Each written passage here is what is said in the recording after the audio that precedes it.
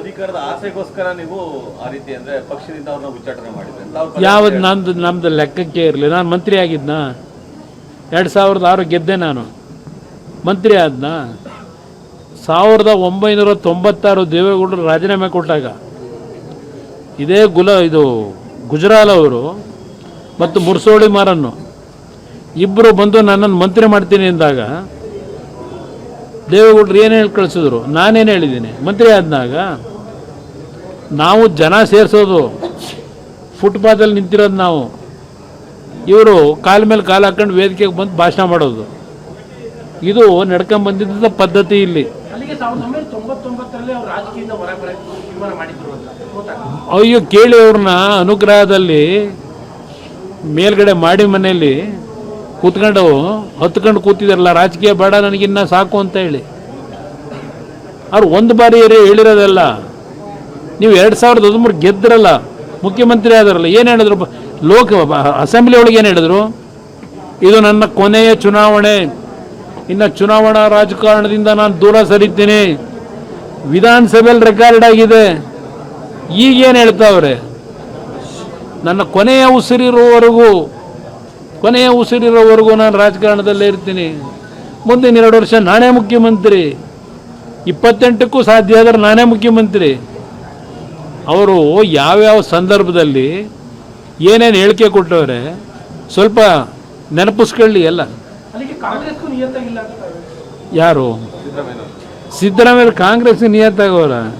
ಕಾಂಗ್ರೆಸ್ಗೆ ಬೆಳೆ ಹೊಡೆಯೋದೇ ಕೊನೆಗೆ ಸಿದ್ದರಾಮಯ್ಯನವರೇ, ಬೇರೆ ಯಾರು ಹೊಡೆಯಲ್ಲ, ಅವರೇ ಬೆಳೆ ಹೊಡೆಯೋದು ಕೊನೆಗೆ. ಅದಷ್ಟೇ ಅಲ್ಲ, JDS ಬಗ್ಗೆ ಮಾತಾಡ್ತಿರಲ್ಲಪ್ಪ, ಅಲ್ಲಿ ಪಕ್ಕದ ತಮಿಳ್ನಾಡಿನಲ್ಲಿ ಬೇಡ್ಕತ್ತೀರಿ ಹೋಗಿ ಅಲ್ಲಿ ಸ್ಟಾಲಿನ್ ಹತ್ರ 5 ಸೀಟು ಕೊನೆಗೆ ಅರ್ಜಿ ಹಾಕರಿಲ್ಲ, 28 ಸೀಟ್ ತಗೊಂಡ್ರು. 5 ಸೀಟ್ ನಾಮಪತ್ರ ಸಲ್ಲಿಸರಿಲ್ಲ ಅಲ್ಲಿ ಕ್ಯಾಂಡಿಡೇಟು ತಮಿಳ್ನಾಡಿನಲ್ಲಿ. ನಿಮ್ಮದು ರಾಷ್ಟ್ರೀಯ ಪಕ್ಷ ಅಲ್ವೇ? ಬಿಹಾರದಲ್ಲಿ ಏನು ಮಾಡ್ಕೊಂಡ್ರಿ? ಎಷ್ಟು ಗೆದ್ರಿ ಬಿಹಾರದಲ್ಲಿ? 5 ಸೀಟ್ ಗೆಲ್ಲೋದಕ್ಕೆ ತಿಣಕ್ಲಾಡಿದ್ರಿ. ಇದು ರಾಷ್ಟ್ರೀಯ ಪಕ್ಷ. ನಮ್ಮದಾದ್ರೂ ಬಿಡಿ, ಸಣ್ಣ ಪಕ್ಷ ನಮ್ಮದು, ಕರ್ನಾಟಕದಲ್ಲಿ ಇದ್ದೀವಿ.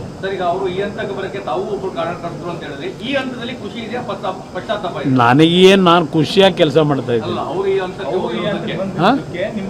ನನಗೆ ನೋಡಿ, ನಾನಂತೂ ಅದೇನೋ ಅಸೂಯೆ, ಹೊಟ್ಟೆ ಕಿಚ್ಚು ಅಂತಾರೆ, ಅದೆಂಥದ್ದು ಎಲ್ಲರಿಗೂ ಹೊಟ್ಟೆ ಕಿಚ್ಚು ಬಂದ್ಬಿಟ್ಟೈತೆ ನಾನು 2ನೇ ಬಾರಿ ಮುಖ್ಯಮಂತ್ರಿ ಆಗಿದ್ದು ಅಂತೇಳಿ.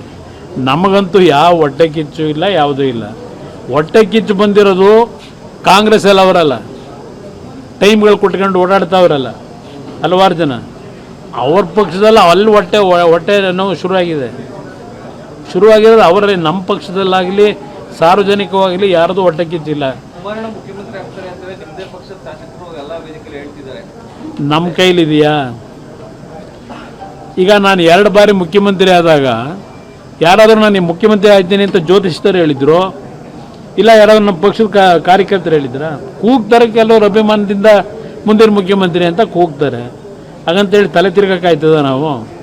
ಯಾವುದೋ ಭಗವಂತನ ಅನುಗ್ರಹ. ಈಗ ನಾನು 2 ಬಾರಿ ಮುಖ್ಯಮಂತ್ರಿ ಆಗೋದು ಹೇಗಿದ್ದನು, ನಾನು ಕ್ಲಿಯರ್ ಮೆಜಾರಿಟಿ ಒಳಗೆ ಮುಖ್ಯಮಂತ್ರಿ ಆದ್ನ. ಭಗವಂತನ ನಡೆಯಲ್ಲಿ ಬರೆದಿದ್ದ ಆಗಿದ್ದೀನಿ. ಇನ್ನೊಂದು ಬಾರಿ ಬರೀತಾನೆ ಅಂದರೆ ಆಗಬೇಕು ಅಂದ್ರೆ ಭಗವಂತನ ಇಚ್ಛೆ, ಆಗಬೇಕು ಅಂದರೆ ಜನಗಳ ಇಚ್ಛೆ ಏನಿದೆ ನೋಡೋಣಂತೆ. ಅವ್ರು ಕೊಡಲ್ಲ, ಅವ್ರಿಗೆ ಅದು ಅವ್ರ ಪಕ್ಷದ ಕಾರ್ಯಕರ್ತರಿಗೆ ಹೊಟ್ಟೆ ನೋವೇನಿದೆ ಆ ಹೊಟ್ಟೆ ನೋವು ಪಡ್ಕೊಂಡೇ ಇರಿ ನೀವು. ನಾನು ಆರಾಮಾಗಿ ಮಜವಾಗಿ ಇರ್ತೀನಿ ಈ ಜಾಗದಲ್ಲಿ ಬಿಗಿಯಾಗಿ. ನೀವು ಹೊಟ್ಟೆ ಉರಿ ಪಟ್ಕೊಂಡು ಹೊಟ್ಟೆ ನೋವು ಪಟ್ಕೊಂಡು ಹಿಂಗೆ ಕಾಲ ಕಳೀರಿ ಅಂತಲೇ ಹೇಳಿರೋದು ಅವರು. ಅವರೇ ಹೇಳ್ತಾ ಇರೋದು, ನಾನು ಹೇಳ್ತಿಲ್ಲ.